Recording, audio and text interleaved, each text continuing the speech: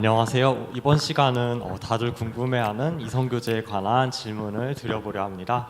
크게 7가지로 정리를 해봤어요. 첫 번째 질문 드리려고 하는데요. 먼저 불신자가 결혼하면 안 되는지, 결혼해서 전도할 수 있을 것 같은데 그래도 안 되는지 궁금합니다. 네, 이런 이제 질문들은 보통 우리 자매들이 많이 질문하죠. 우리 형제들이 상대적으로 적으니까 뭐 그냥 착실한 형제 믿지는 않지만 그럼 결혼하면 좀 안 되냐? 결혼해서 전도하면 될 거 아니냐? 이제 이런 식으로 종종 질문하게 되는데 벌써 이런 질문을 할 때는 아직 우선 몇 가지를 이 자매가 잘 모르고 있는데 전도라는 게 이렇게 쉬운 게 아니에요. 그러니까 평소에 전도를 안 해봤으니까 더나 가족 전도가 얼마나 어려운데 전도하면 될 거 아닙니까? 평소에 전도를 했는지 그게 궁금하고 이제 또 이런 경우는 보통 이제 믿는 사람이 그런 얘기 하는 거예요. 그 안 믿는 집에서 자라서 아버지가 술 먹고 와서 뭐 막 이런 거라든가 여러 가지 안 좋은 모습 보고 자란 자매들은 그러고서 신앙을 가지면 절대로 안 믿는 사람과 결혼하겠다는 생각을 못 하는데 보통 뭐 장로님 딸이나 목사님 딸 뭐 이런 경우 좋은 그 아버지만 보다 봤기 때문에 세상 사람이 다 남자들이 그런 줄 알고 안 믿는 사람 결혼하면 안 되냐? 뭐 저의 답은 안 됩니다. 큰일 나요 그러면. 그리고 그런 질문하는 사람에게 한 가지 제가 되묻고 싶은 질문은 어떻게 대화가 잘 되는지 신앙이 전혀 없는 사람하고 그냥 뭐 세상 뭐 장을 본다든가 뭐 어떤 차를 더 여행 다닌다 이런 건 되지만 생애 중요한 문제들을 같이 의논할 때 한쪽은 예를 들면 우리 저 민주주의와 공산주의를 서로 신봉하면서 과연 둘이 이렇게 얘기가 잘 될 수 있을까 하는 문제죠. 그래서 성경에서는 이제 고린도후서 6장 14절부터 16절에 보면 어떻게 그 의와 불법이 함께하고 빛과 어둠이 어찌 사귀느냐. 그럼 빛과 어둠이 사귀는 거 본 적 있어요? 아무리 깜깜해도 스위치 올리는 순간 그다음 어둠이 없어지잖아요. 빛과 어둠이 조화가 될 수 없다는 게 성경의 가르침이죠. 그리스도와 벨리알이 어떻게 조화되며 믿는 자와 믿지 아니하는 자가 어찌 상관하며 하나님의 성전과 우상이 어찌 일치가 되겠느냐 질문이에요. 질문. 어떻게 그렇게 되겠느냐.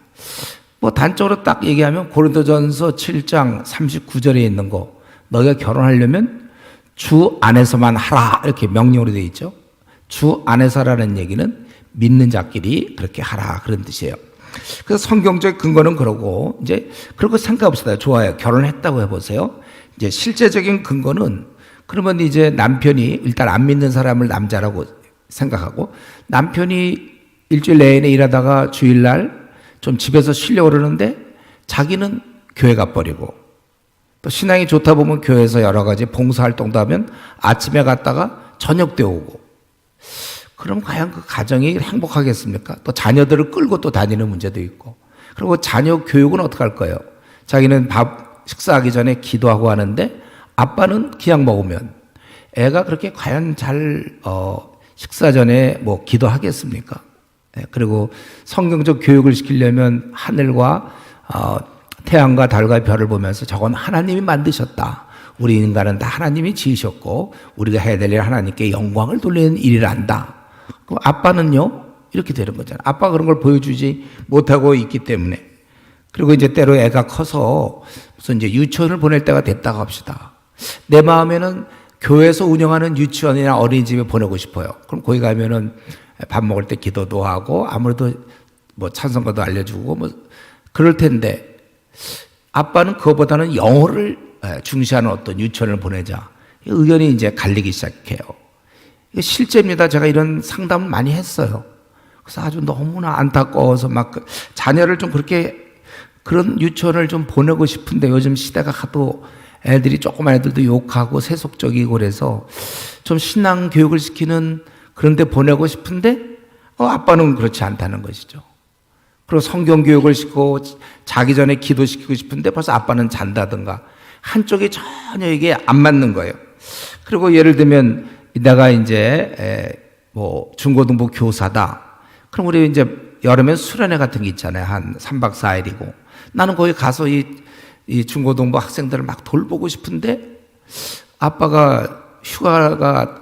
아빠는 거기 갈 생각이 없고 그럼 혼자 간단 말이죠. 애를 또 맡기고 갈 수도 없고 데리고 가자니 뭐 애가 둘셋 된다든가 하면 그것도 쉬운 일이 아니고 또 우리가 갈 때 빈손으로 갑니까? 찾아가면 애들 중고등학생 뭐 한 30명, 50명이 막 열심히 수련하고 있으면 그럼 뭐 수박이라도 좀 사갈 수 있는 거고 끝나는 날은 치킨도 좀 낼 수도 있는 거고. 근데 만약에 남편이 이제 그냥 넉넉하지 않은 뭐 월급제이라고 합시다. 그러면은 그런 거 돈 달라기도 쉬운 거 아니에요?